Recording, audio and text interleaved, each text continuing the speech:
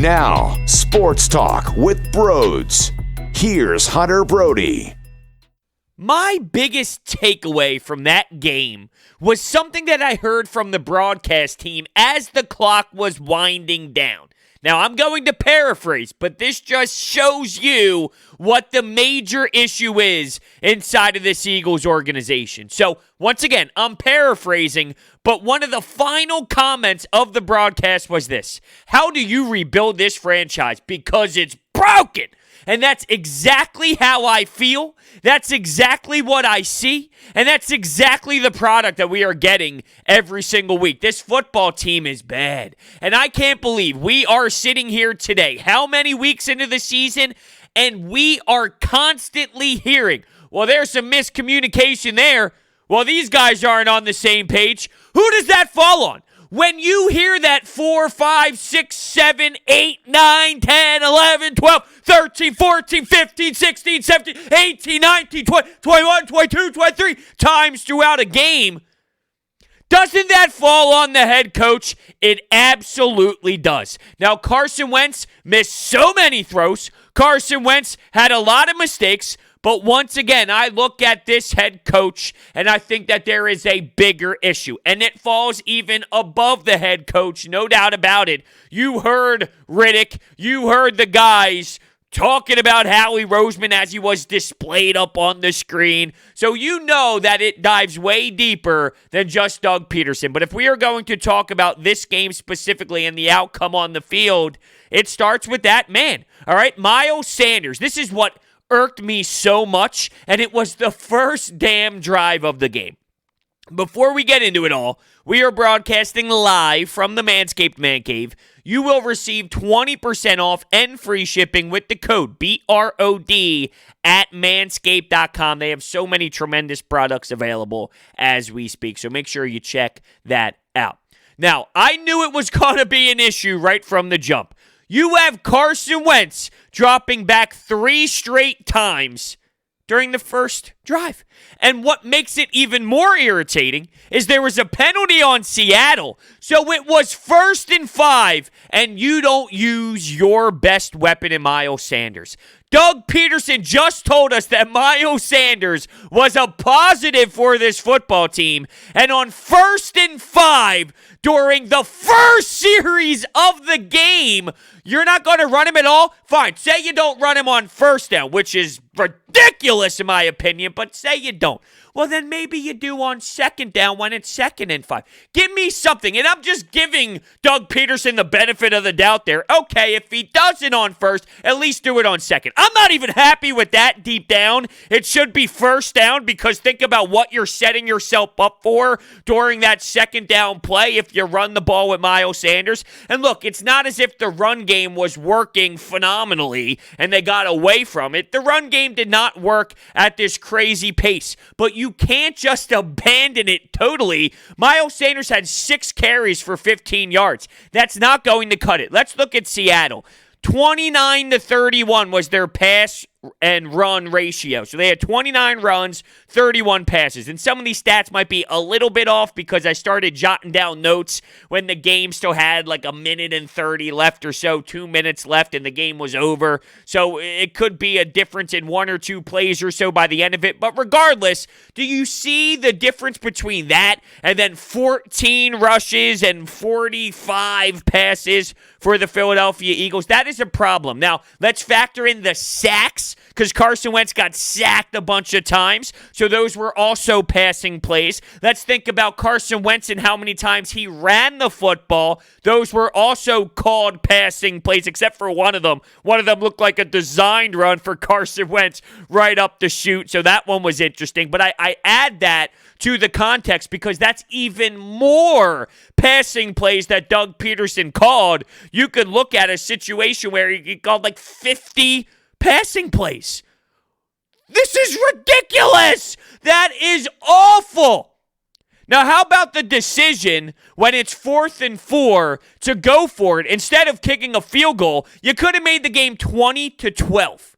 Okay? 20-12 when your defense actually played a solid game. I'll get into DK Metcalf versus Darius Slay because obviously there were a ton of plays made, 10 receptions, 177 yards, and even a wide open touchdown that Metcalf dropped, so it could have been even added damage to that. I'll get into that specific matchup. But as a whole, you got to give the defense credit for what they did.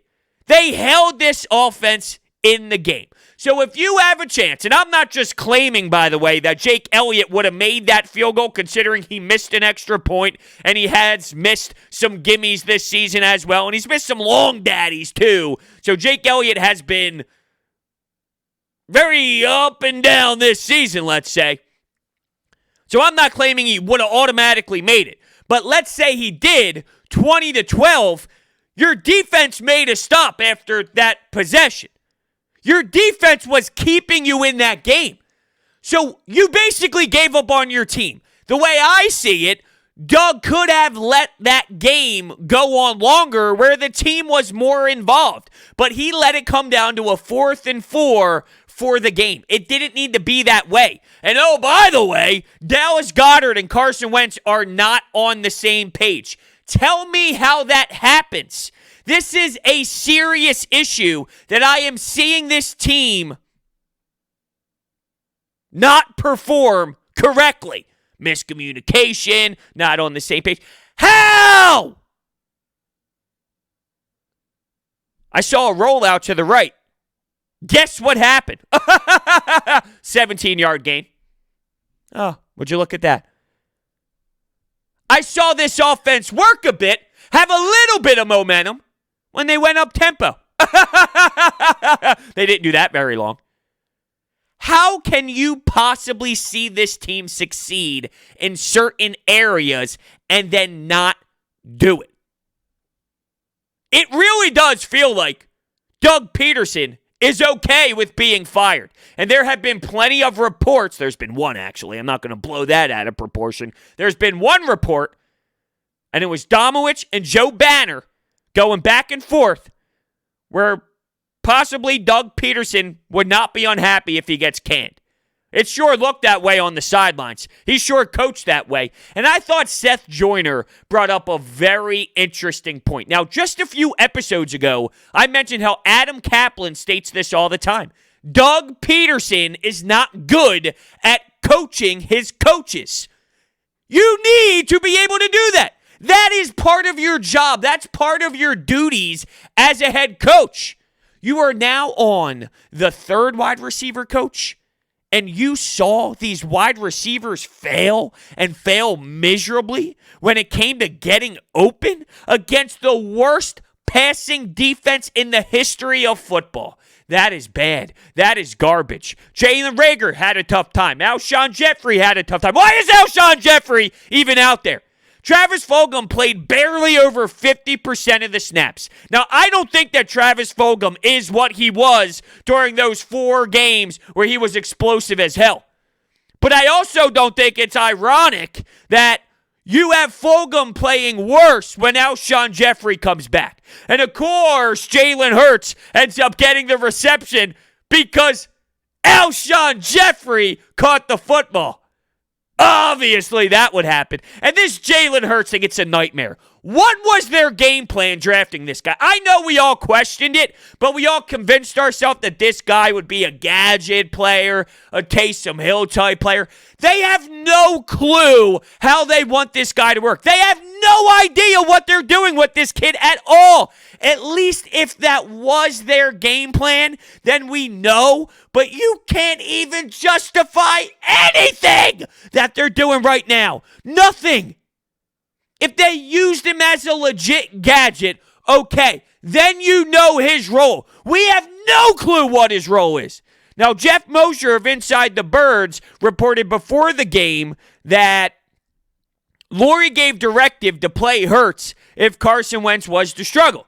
Well, the first couple drives, 3 and out, 3 and out, 3 and out, you thought you would see him. You did. You eventually did.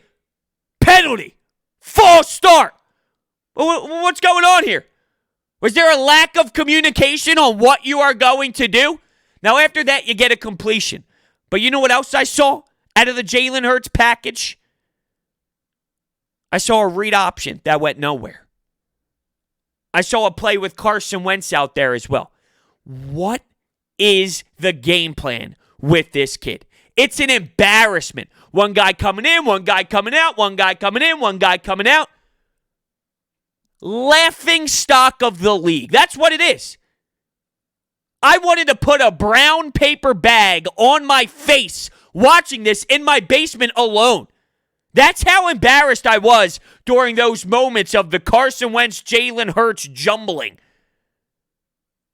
But I find it interesting that Jeffrey Lurie had some say in, hold on a second, you put in Jalen Hurts if Wentz looks bad.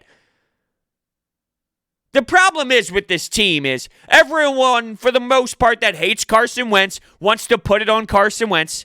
A lot of people want to solely put it on Doug Pederson. I don't want to put it solely on Doug. I think he has a big role in why this offense is so miserable. He's the offensive coordinator. When your team is this bad against one of the worst defenses ever assembled, ever, historically bad in the pass game, when you can't get anything going like that, well, guess what? That goes on the offensive mind. That goes on the creator of this offense. So he's got an impact. But it also comes down to the offensive line being abysmal, getting your quarterback hit.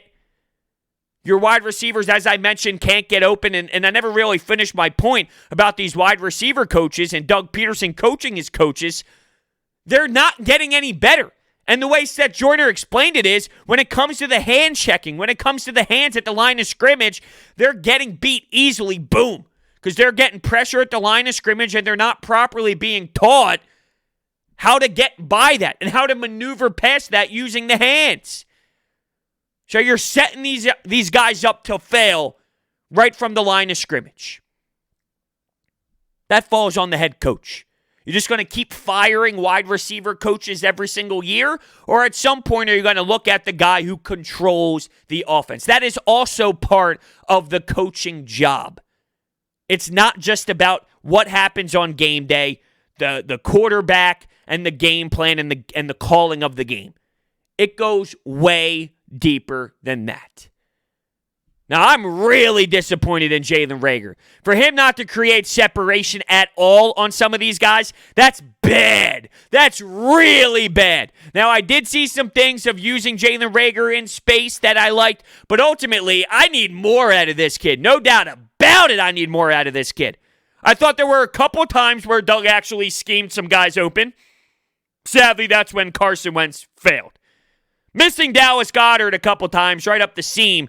Dude, you gotta have that. You need to have those plays. Underthrown on the one, underthrown on the second one. Although you had the flag, which made up for it. But you had Jake Elliott miss the extra point. You had Jason Kelce fire one over Carson Wentz's head. He's got to go and chase it.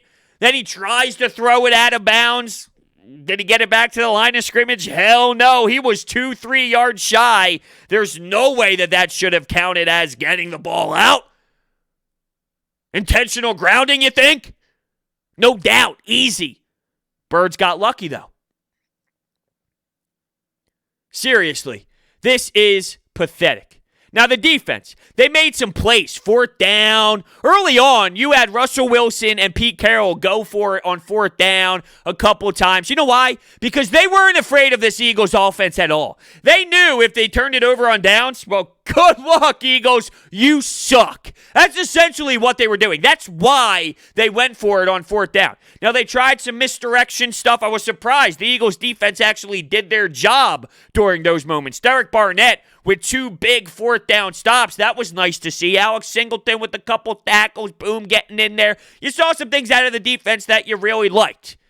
And it's funny because on Monday, I dropped it Sunday night, but it was the Eagles Game Day podcast, if you will. It was, all right, let's get juiced for the game. And I took some anytime hotline calls, and someone called in and said they were nervous about the game plan with Doug, with Carson, and with Jim Schwartz.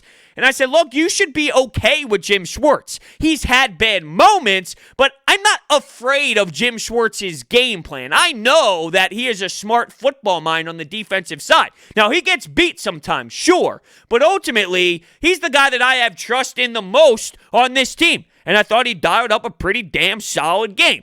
You did have a problem with DK Metcalf. Here's the thing. Who in the league is stopping this guy? No one's stopping him. Darius Slay is your best option. Now, I hated stuff early on, pushing, shoving, getting penalties, getting flags. That's stupid. That's stupid football. That's undisciplined football. But the defense showed fight. They showed heart throughout the game. You got to find a balance of showing that fire in the beginning and not taking stupid penalties as well, because they were stupid penalties. But the team showed fight. I thought Darius Slay at times, there were moments where he gave you the best possible coverage you can ask for, and here's DK Metcalf just being a machine and coming down with the play, but there were times where DK beat you.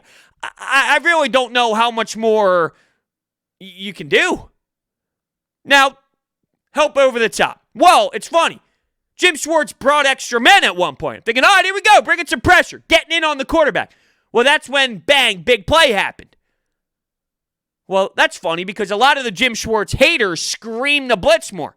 And I think there's times that he should blitz more, but that's why you don't.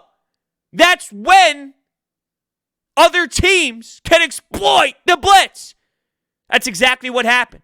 So you got to find a balance. Yeah, I want more blitzes too, don't get me wrong, but you scream, blitz! Well, guess what? Then there's a hole on the defense elsewhere, and you got some big playmakers on the other side. But I have to say, the defense earned my respect. They made Russell Wilson, and they made that offense earn every single inch for the most part. For the most part. They kept you in the game. The offense was putrid, abysmal, and that's the problem with this football team right now.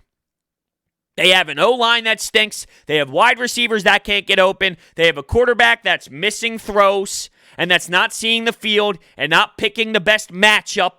Because even that Dallas Goedert play on 4th and 4, how many one-on-one matchups did he have that is better?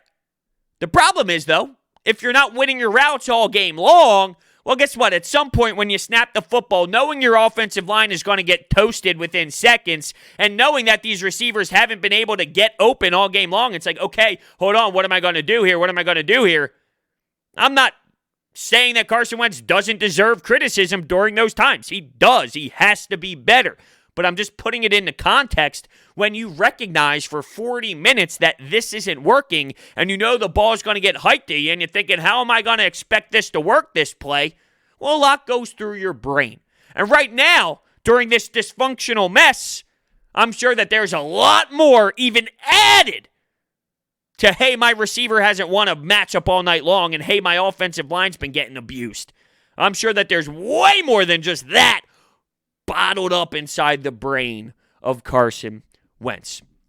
Now, I need to let you know, before we continue here, about my friends at DraftKings. DraftKings has brought their expertise to legal sports betting. It's a legitimate sports book based right here in the U.S., so you can rest assured that your funds are totally secure.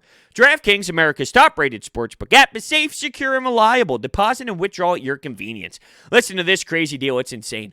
All new users have a chance to earn a sign-up bonus up to $1,000. Download the app now and sign up using promo code BRODES, BRODES. Check out all that they have to offer, including player props, live betting, and so much more. If sportsbooks are not yet available in your state, don't forget about the DraftKings Fantasy app, which offers millions of dollars in total prizes every single week. And if you or someone you know has a gambling problem, crisis counseling and referral services can be accessed by calling 1-800-GAMBLER. Gambling problem, call 1-800-GAMBLER. Now, I was laughing during that read because I was thinking about the spread at the end. Here's Carson Wentz throwing a Hail Mary. It gets caught by Rodgers. You get the 2-point conversion. A lot of bettors had some interesting things to say after that game. It's so funny how that works, right? Vegas is always there. Why is Vegas always there? What is happening? How is this possible where games get destroyed late or they're always right around the spread where you're sweating it out? I didn't personally bet this game. If I did, I probably would have bet the Seahawks spread, because I don't trust this Eagles team at all. But what a crazy ending when it comes to the betting scene. No doubt about it. I think about when the Eagles were in the red zone and you're seeing the replays and this guy's messing up and that guy's messing up. And even after the game, Doug Pederson mentioned that Jalen Reagor messed up at one point in the red zone. There were major problems throughout the entire game of people not being prepared and not being ready for specific play calls. And when the team is not cohesive and when they're not together as one, I'm sorry, but I have to look at who is in charge. Isn't that how it goes? When it looks this poor, when it looks this abysmal, it goes back to the head coach. And I see his body language. I hear his voice. I hear the way he answers questions after the game. I don't think he's that worried. I don't think he's that concerned. If he gets fired, he gets fired. He'll find another job. That's the tone I'm getting. And I don't like that at all. What type of message is that sending to the locker room? I'm curious how it is in this locker room. We're accustomed to December Doug, aren't we? We're accustomed to December Doug. Guess what? I don't think it's the same this year. I don't think so at all. Can they win another game? Washington's not a shoo-in. Dallas is not a shoo-in. Well, I know Green Bay on the road sure isn't. This is ugly. You know what else is ugly? I'm watching guys like Miles Sanders out there, right? And I'm screaming that he needs to get the rock more. No doubt about it. Even though it wasn't like he was crushing it this game. He didn't really have many opportunities to break through it all. But look, you got to get your guy the ball. But here's where I'm mad at Miles Sanders. I counted a handful of times where this guy dropped the football. I want to use him similar to the way that the Saints use Alvin Kamara. You have a back who can be a threat in the passing game, who could be a threat in the running game. Are you not focusing? Where's your lack? Where is your focus? Why is there a lack of focus? Catch the football, let it go into your hands, and then you make the play. It's almost as if he's trying to do too much before he even acquires the ball. You have to do better. You can't drop those passes. Now, you're going to get the Wentz hater say, well, if he puts it in this area, then Miles Sanders doesn't have to do this, or he can catch the ball here. No. Miles Sanders has been on the record and on film dropping a lot of balls this season where it goes on him. I've been screaming for more Sanders. You got to do better in those situations, Miles Sanders. Now, that's outside of the run game specifically. I'm talking about solely in the passing game. I'm punching myself in the head because it irritates me, it frustrates me that they can't complete simple plays. That kills you. Your offense is already vanilla as it is. I saw one or two drives where I was intrigued. Looked like there was some tempo. Looked like there was some flow. Looked like there was some rhythm. All right.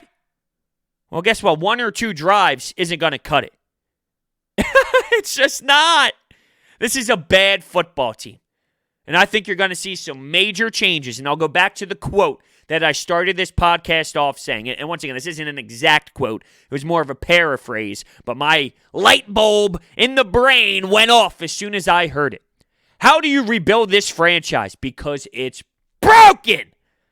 Yeah, it's broken. And I saw a lot of Eagles Twitter mad at Louis Riddick, mad at the broadcast for saying all of these things about Carson Wentz, as if they were making excuses for Wentz. And I'm using air quotes because it's hard for me to think the same way as others out there. Excuses and reasons why are two different things. There are 10 billion reasons why the Eagles are playing bad. Is it fully on Carson Wentz? No. No, it's not. Do I think this is Carson Wentz? No. No, I do not. Can I admit that Carson Wentz has been very poor this season? No doubt about it. But I can't get behind the people who will look at this stretch and say this is who he is. But if you look at a stretch a couple years ago, that's not who he is. When it's the same sample size. He's somewhere in between. I don't think Wentz is 2017 version of himself. I don't. Injuries came into play here. He had to battle back from that, okay? So there's a lot going on from the physical aspect of the game, not just the mental side. Now, the mental side is key, and it does seem like there's a Markelle Fultz situation occurring, and I hope that there's a way that you can get that out of him. Maybe it takes a new regime. Maybe it takes a new identity as a team. Maybe it takes Jeffrey Lurie stepping in and firing others for that to happen. I think he's somewhere in between this abysmal play and the great elite play that he gave you in 2017. And a manageable quarterback, may I add. When I say somewhere in between, I'm talking a quarterback that can get the job done. And I'll always relate this to Jared Goff. People might make fun of Jared Goff because he needs to be informed things through his helmet by Sean McVay. And he's only a product of Sean McVay. Well, the other day, I saw him go 39 of 51, okay? And Jared Goff is not a 39 for 51 type quarterback. He's not. You can win with Jared Goff, though. You can. Well, why is he playing that well? Well, the offense is schemed differently. The coach schemes guys open. I will say, there were schemed guys open in this game. Dallas Goedert a few times. Wentz missed. We can always point a couple plays out, but let's look at all of the plays together. Was that a winning product by the head coach? When you talk about the game plan prior to the week finishing, so you go into work on Monday, you go into work on Tuesday, you go into work on Wednesday, you go into work on Thursday, you prepare for this game. Did they come up with something that could have been successful? See, this is where I have the issue.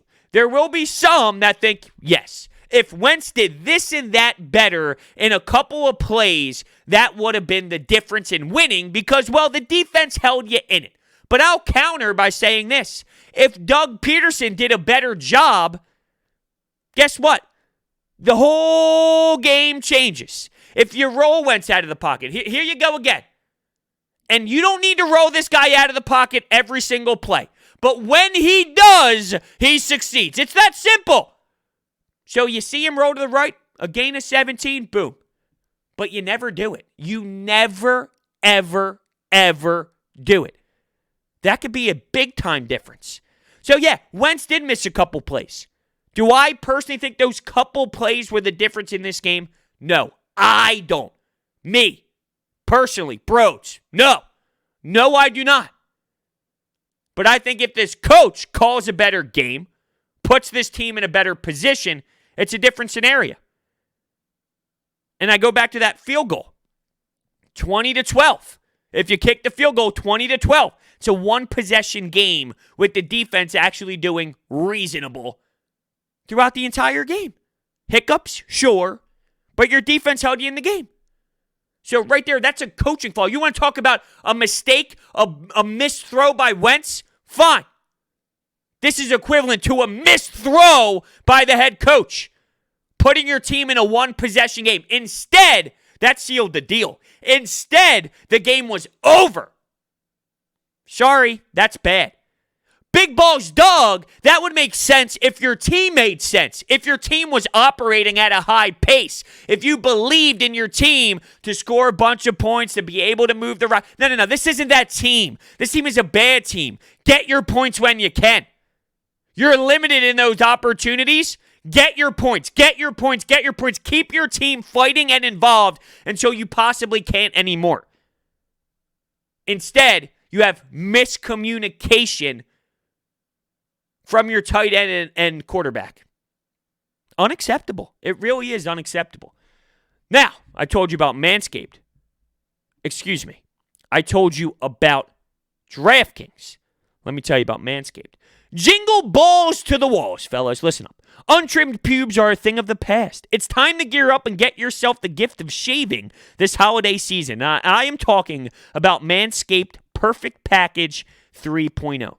The Lawnmower 3.0 has advanced skin-safe technology, so the trimmer cuts on your nuts. It's also waterproof in the shower. The Lawnmower 3.0 comes inside their brand new Perfect Package 3.0, which makes for the perfect gift this holiday season. They have the Crop Preserver Anti-Chafing Ball Deodorant. All right? Think about your sweaty and stinky balls. Well, you won't have to after you get the ball deodorant. They have hair and body wash, you name it, boxers. They have so much when it comes to Manscaped. Get 20% off and free shipping with the code BROD at manscaped.com. I'm annoyed, but at the same time, I'm not annoyed. I head into games now knowing that it's not going to be fun, that it's going to be a lot of displeasure. It's funny, I have a couple people that I'm friends with, and they're thinking, oh, are we going to do it? I get some texts, are we going to do it, bros? Are we going to be able to win? What are you smoking? What type of crack do you have? Because you're nuts to even put yourself in the mental state where you think, hold on a second, maybe this football team can win the game. That's nuts.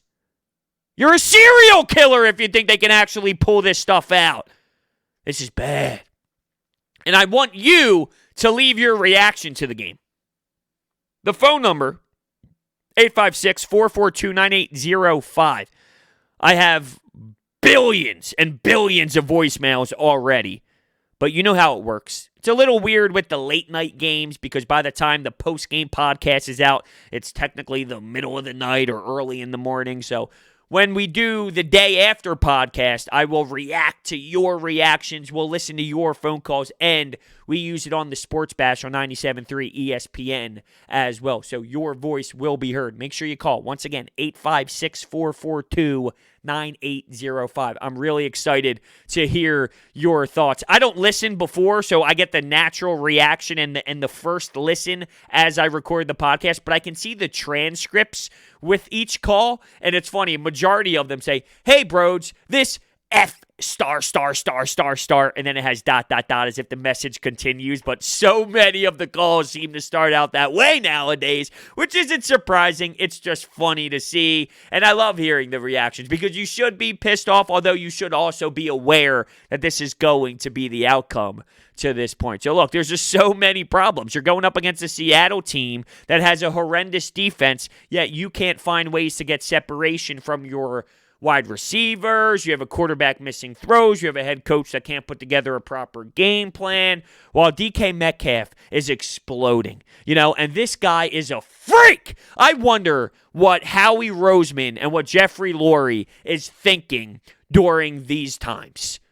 It's different when it's 1 o'clock on Sunday, 4 o'clock on Sunday, and you're watching him play against another team, but then you watch him explode to this degree. You watch him in a playoff game last year. You see this guy, he's unbelievable. Now, to be fair, to play both sides, a lot of teams missed him. The New England Patriots missed him. Plenty of good teams missed DK Metcalf. There was some, I'm not going to say scared scouts out there, but there was some reasons to maybe be a little unaware if he'd be able to be this perfect wide receiver at the NFL level, according to NFL people, not just the Eagles. But unfortunately, we don't give a damn about everybody else, and we will continue to drill this team for J.J. Arcega-Whiteside. 10 receptions, 177 yards. I thought this would be a Tyler Lockett game. Not really the case, although Avonte Maddox, he got beat pretty good against Moore for a touchdown.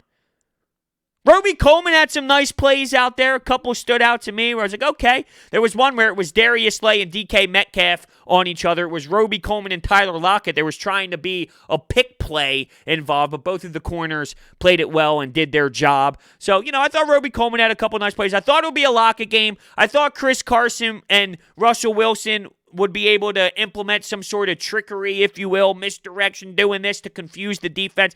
At times, that defense surprised me with stopping some of those plays. That shows me that Jim Schwartz and this defense were aware and made sure to drill it into their brains throughout the week that something like this might come up, and this is what you need to do when that happens. And the defense actually listened and executed the play and the game plan. While on the offensive side, you have nothing. You have none of that. So what frustrates me the most out of this game? I think, look, there's a million, and I mean a million things that frustrate me with this game. I think my number one takeaway, though, outside of what the broadcast said about this franchise being broken, is they have no clue what they want to do with this pick that they picked in the second round. They have no clue how to best use Jalen Hurts. So who made the decision to draft him? Was it Laurie? Was it Howie Roseman? Did Doug Pederson have a say? Who went after him, and what was the concept that was thought about during that draft process? Because I don't see any sort of plan with this guy. You're not getting production out of Davion Taylor. You're not getting production out of Jalen Hurts. You're not getting production out of J.J. Arcega-Whiteside, Sidney Jones, Rasul Douglas.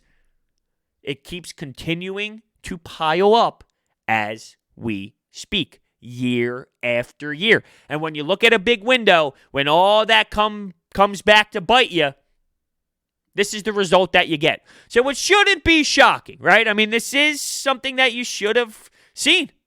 We should have seen this. Shame on us. Unreal. So that's all I have for you today. One last sponsor. They're phenomenal sponsors, and they've been with me for a long time. So, Orbit Energy and Power are home to your solar experts in both residential and commercial projects. Their solar program helps eliminate your electric bill completely. They offer flexible financing solutions such as $0 down. They provide water purification systems, backup energy services, battery storage, and more. If you're looking to upgrade your home, you have to use Orbit Energy and Power. Their information is all down below. Well, before you know it, they'll be in Green Bay. Here's the positives. We got Wednesday Night Football. Maybe, if they don't cancel it again and put it on another day. At this point, at the time of this recording, we're actually thinking about a Wednesday Night Football game. Actually, a Wednesday afternoon game. What is it, 3:40 the last I checked? Think of some positives. You might get a game there. Although, who's going to be playing? A lot of positive tests coming up. I guess positive wasn't the best way to describe that game. I think that's all I got for you, really. Can you tell I'm defeated? I sure can. Thank you all so much for listening, and I will see you next time.